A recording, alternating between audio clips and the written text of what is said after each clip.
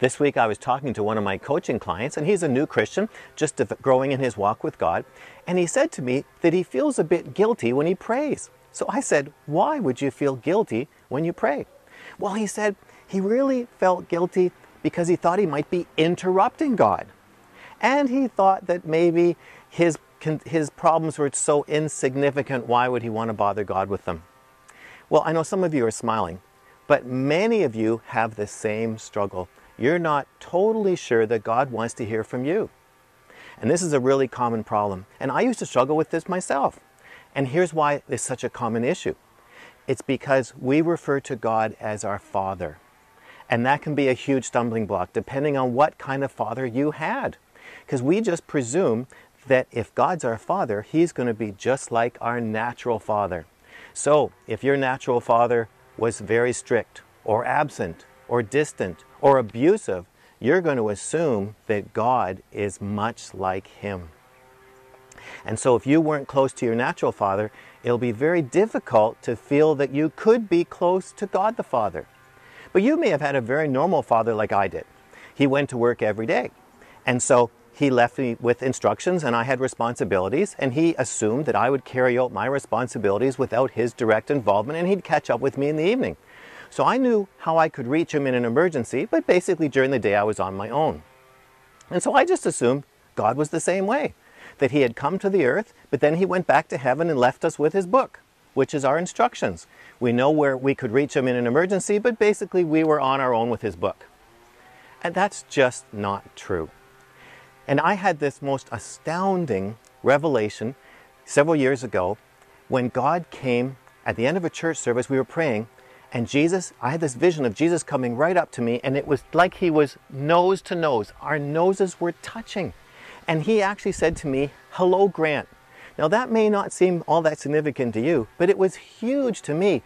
That was the first time I ever realized that God knew my first name. You see, I thought I was just an entry in the Lamb's Book of Life. You know, I was just in the data file, but I never thought that God actually knew my first name. And then when our noses were touching, he actually went on to say that he liked chatting with me and never got tired of hearing me. Well, he's the only person on the planet who doesn't get tired of listening to me. And it was such a surprise that I just assumed that he was busy in some other part of the world doing something really exciting, and he had to leave that to come nose to nose with me. Well, it was a life-changing moment. I had a revelation of God's fatherly love for me. And my relationship with him has never been the same again. It just grew so much. And now I realize I could talk with him about anything. He never leaves me. He's always interested in my perspective, and he answers back. I can actually hear his voice now. We have a close friendship. You see, God wants to be your perfect father, the father that you never had, because there's no such thing as a perfect father on the planet.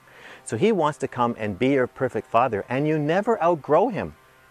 That's what's so fantastic. You can sit on his lap and be 5 forever, and that's why I included that particular cartoon that's further down this blog page. So, to live a transformed life, you need to get to know God as your true, close, personal father. And he's waiting right now to establish that new relationship with you. But will you let him? He's waiting. He wants to come right up and be nose to nose with you too. But you have to reach out and let that happen. Now, we've got some links at the bottom of this blog on the page. I have some links to some really useful books by Jack and Tricia Frost, who have captured how to explain this new relationship with God, because they've had a revelation of the Father's love, and they've put it in these books. So you can click on those links and pursue this for your own new relationship with God. But now I want to hear from you. How has God revealed himself to you as your new Father? Just leave your comments in the box below.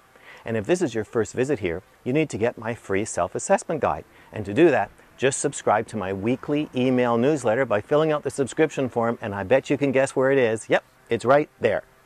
And I'll talk to you again next week. But this week, reconnect with your real Father.